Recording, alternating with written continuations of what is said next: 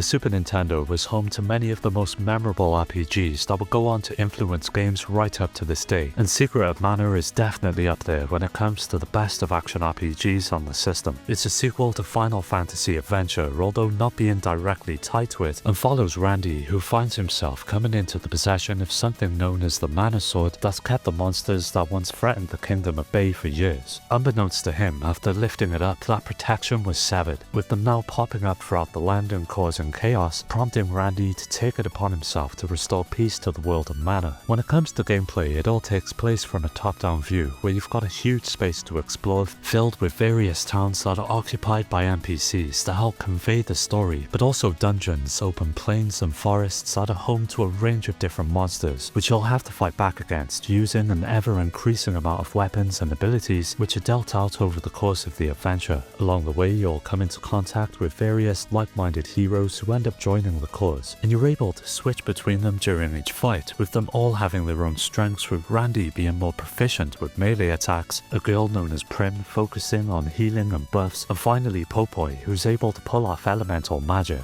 As you level up, you get to assign points to one of 8 different weapons, from swords to spears and bows, which increase their power and ultimately provides a lot of depth to the combat. So if you're looking to grow your Super Nintendo's RPG collection, then Secret of Mana is truly essential. Dragon View is basically a side-scrolling action RPG and is actually the sequel to Draken that comes along with a string of changes and improvements that make it a much more focused and enjoyable experience. It sees you taking up the fight as Alex as your girlfriend is kidnapped by an evil wizard, which prompts you to leave your peaceful village and set out in the hopes of taking him down and getting her back. To be fair, the story ends up being the weakest aspect of the game, but the gameplay more than makes up for any of its shortcomings as you're presented with a huge world to explore, which takes the form of a pseudo 3D space with various dungeons being scattered around that you're able to enter and defeat the threats that lie within. When it comes to combat, you get the choice of 2 weapons, one being your trusty sword and the other a sort of axe boomerang, which both offer up different ways to approach the enemy. As you take them down, you'll begin to gain experience, and as you level up, your strength and various other stats will increase, but no RPG would be complete without a magic system, and even though the one implemented here in Dragon View is a bit different from the norm, you'll get plenty of use out of it, both in and outside of combat. It comes in the form of different rings to be equipped, that each correspond with various elements, such as fire, ice and lightning, which use up about 1 to 3 stars of MP, depending on the power level you've chosen for any given ability they offer. With enemies dropping XP, money, as well as stars that replenish your amount, it's easy to stay on top of and use them in a fight, or to shatter rocks, for example, to open a path forward in one of the many puzzles included throughout each dungeon. Dragon View ends up being a solid action RPG that's only let down by just how powerful you end up being, which overall does make it a bit easy, but it's still one of the Super Nintendo's best options when it comes to action RPGs. Alcahest is a top-down action RPG developed by the creators of the Kirby games and sees you playing as Alan, a young king, as you venture into the world to stop the growing threat of an emperor who's determined to revive an ancient demon to aid him in his conquest. Armed with your sword and shield, you'll encounter a range of different enemies, uncover magical secrets and recruit valuable allies across 8 different stages. And of course you have a wealth of power-ups to help you succeed, as well as 4 different swords that each come with their own special moves that are earned after taking down one of the many different bosses throughout the game. These can be performed by simply holding down the attack button, and once the special meter is full, you can unleash them to devastating results. At times the screen can be littered with enemies, making it crucial to rely on these abilities to maintain your position and continue to fight. As I mentioned earlier, allies also play a significant role, and in most stages you'll encounter one of 5 distinct NPCs that fight alongside you. These allies possess their own regular attacks that complement your moves, and each has a unique special attack that can be utilized by expending SP.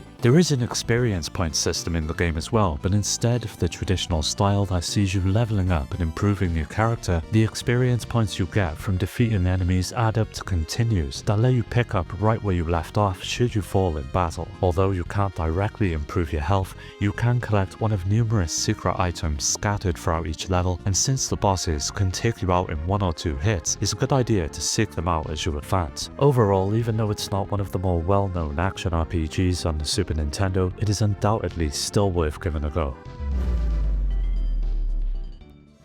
Front Mission Gun Hazard is essentially a side-scrolling platformer that places a significant emphasis on role-playing elements, and it was released towards the end of the Super Nintendo's lifespan but never left Japan. This is likely one of the reasons it never gained popularity in the West, and is truly a shame because it would have undoubtedly become a classic. Now the game is set in the future and follows the story of a soldier who's tasked with acting as the president's bodyguard and assisting him in escaping the country after it's taken over by a rogue group known only as the Society. As with many games in the series, the plot is filled with political intrigue, betrayal and moral ambiguity, which soon becomes one of the game's most compelling aspects. But in terms of its gameplay, it feels like a spiritual successor to Cybernator, another Super Nintendo game from the same developers, and sees you controlling a Wanzer, or mech as they're more commonly known, as you navigate a series of stages filled with enemies, platforming challenges and huge bosses that pose a real threat. As you would expect, you've got a huge arsenal of weapons to help get the job done, from machine guns to lasers and grenades that all have a role to play on the battlefield. But what helps set it apart from other action games is the depth of its RPG mechanics. In between missions, you can customize your mech with new parts, tweaking its armor, speed and firepower to suit your own approach to the game. The more you use a specific weapon, the more powerful it becomes. And by taking out enemies, you'll earn experience which can be used to buy these new items, and it ends up being a really great system that promotes experimentation and exploring each level to uncover each and every secret it holds. For fans of mech games or action RPGs in general, this is a must play, especially with the fan translation making it accessible to players here in the West.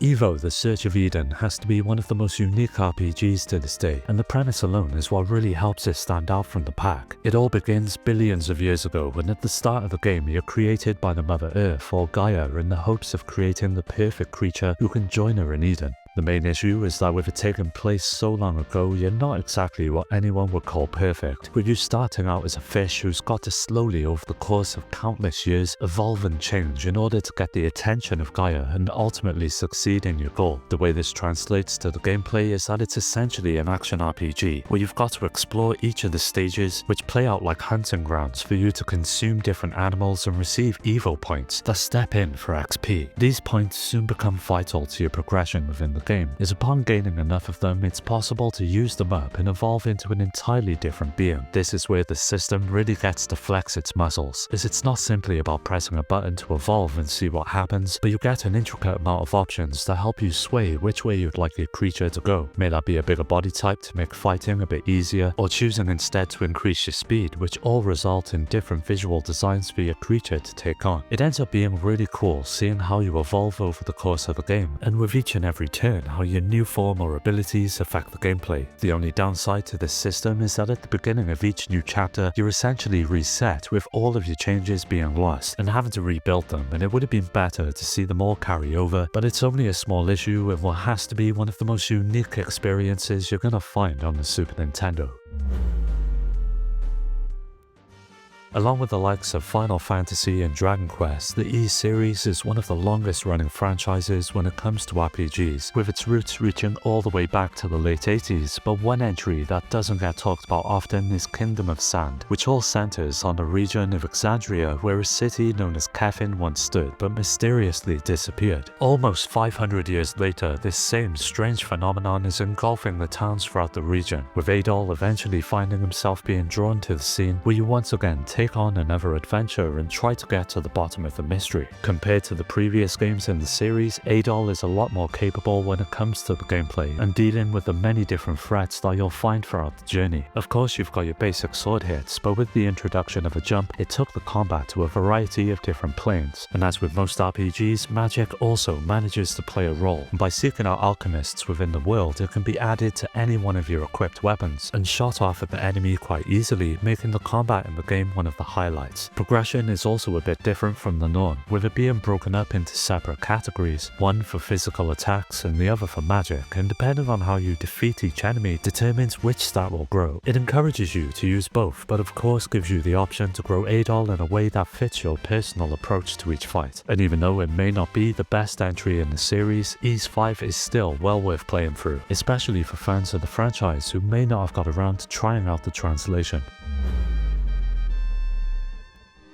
Brandish 2 is one of those games you're either going to love or completely despise. It all comes down to its viewpoint, which takes on an overhead perspective where you've got to rotate the environment itself in order to change your direction. It can be extremely jarring at first, but once it clicks, it ends up becoming a fairly addictive action RPG that begins with our hero finding himself lost in the desert. After being captured and thrown in jail, you learn of a king who's looking to acquire your sword to use for his own nefarious means. In order to stop him, you end up escaping and are thrown into a world that's made up of just over 10 different dungeons with various levels to navigate and complete. The gameplay loop itself is quite fast and sees you having to explore each of the levels and find items and weapons to use along the way, with most of them breaking after a few strikes. Because of this, the need to move quickly is at the forefront of the adventure, but there are a few puzzles that help mix up the gameplay and provide a break from the combat. Of course, leveling up and improving your character is also a major part of the adventure, and as you defeat enemies, you'll gain experience points that increase one of a range of different attributes, such as strength or speed, that have a noticeable difference as they grow. Now, apart from being able to dual wield weapons, you'll also gain access to magic as you advance. But as I mentioned earlier, the movement is the real make or break for the game, and for many, the constant flipping of the screen may be a bit too much to take in at once, but if you can get used to its unique style of navigation, there's plenty here to enjoy. Being a huge fan of action RPGs, I've always had a soft spot for the Quintet trilogy, and Terranigma is easily one of my favourites out of the three. You take on the role of Ark, who lives on a continent in the sky, with the world below all but in ruins. Growing up in a small village where everyone's instructed not to go beyond its boundary or open a mysterious door in the eldest home, Ark decides not to take this advice to heart, and turns nearly everyone in the town into stone by opening the door. The adventure sees you having to find a way to reverse what happened, and you start by seeking out 5 different towers on the land below, but what begins as a simple quest soon spirals into something far bigger that ends up making the story one of the most engaging parts of the experience. Now, like many other RPGs out there, it's the gameplay that helps elevate it, but many of the others on the system, and this becomes clear as soon as you get into a fight. You've got a selection of different moves, from basic slashes of your spear to spinning attacks and being able to rush the enemy, as well as perform hits in the air. But what rounds it off is the inclusion of magic that works a bit differently than you would expect. Throughout the game, you'll come to acquire items known as Magi-Rocks that have the ability to store up to 1 spell at a time, and upon using it must be replenished at a shop. To be honest though, outside the ability to heal and warp out of the dungeons, your normal attacks are so powerful that there's not too much of a reason to bother with many of the other spells. Serving as the last game in the trilogy, it really felt like Terranigma was the culmination of everything that the developers had learnt along the way, so if you're an action RPG fan, you owe it to yourself to give this one a go. For anyone familiar with Dragon Quest IV, Torneko will undoubtedly be one of your favourite characters from the game that gained quite the reputation, but what many people didn't expect is that he would end up with a game of his own. While it is completely different to Dragon Quest and shares more in common with the likes of Shiren the Wanderer, it ended up being a pretty solid addition to the franchise. The story is pretty simple and sees Torneko out there trying to build a merchant empire by exploring the depths of different dungeons for items in the hopes of passing them on to customers for profit. It's basically a roguelike, with each of the dungeons being made up of several floors that not only house the items you surely desire, but enemies that will stop at nothing to dismantle your plan. You'll come across a range of basic items that can not only be sold but used in dungeons to keep your hunger topped up, as well as different weapons such as swords as well as bows and arrows to help keep the enemies at bay. Other items such as seeds are used to improve your stats, but one huge aspect of the game are the various scrolls scattered throughout each environment that end up being the most valuable items you'll come across. They can be used to increase your weapon's effectiveness as well as your defense during each run, and also give you a means to quickly escape back to your shop should you find yourself in a rough spot. Now, movement in the game is turn-based, with each of the on-screen enemies moving as you do, and should you come into contact with them, you're able to attack or line yourself up from a distance to hit them from afar with an arrow. This setup allows you to carefully plan your attacks, but should you fall, you'll end up right where you started, with all of your stats reset. The difficulty of the game can be pretty steep, so stocking up early on is the best way to survive, as it can become quite frustrating later on. Ultimately, if you're a fan of Dragon Quest, then Torneko's great adventure is something you do not want to miss.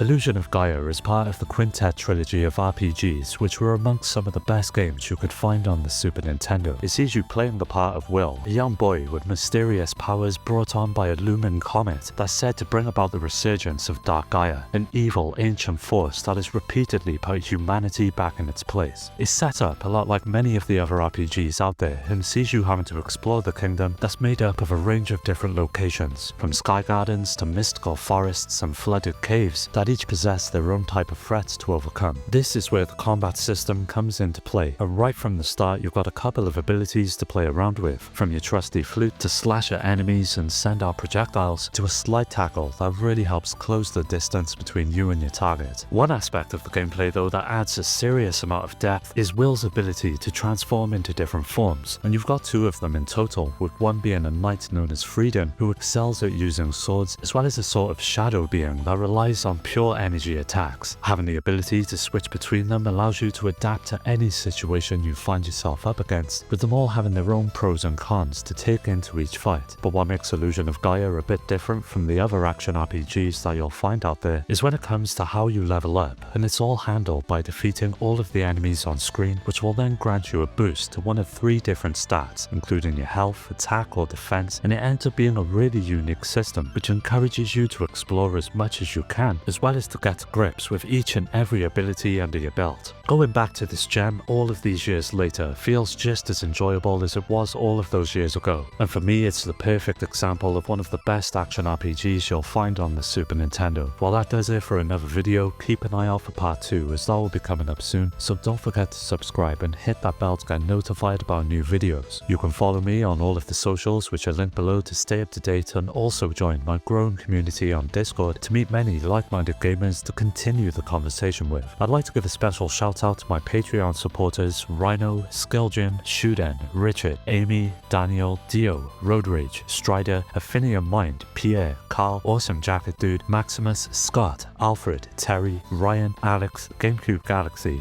Chris Salaryman, Fake and Paddy J for their continued support that helps make these videos possible. If you're interested in joining my Discord or supporting the channel through Patreon, you'll find all of these links down below. As always, thanks for watching the video. I'll catch you next time.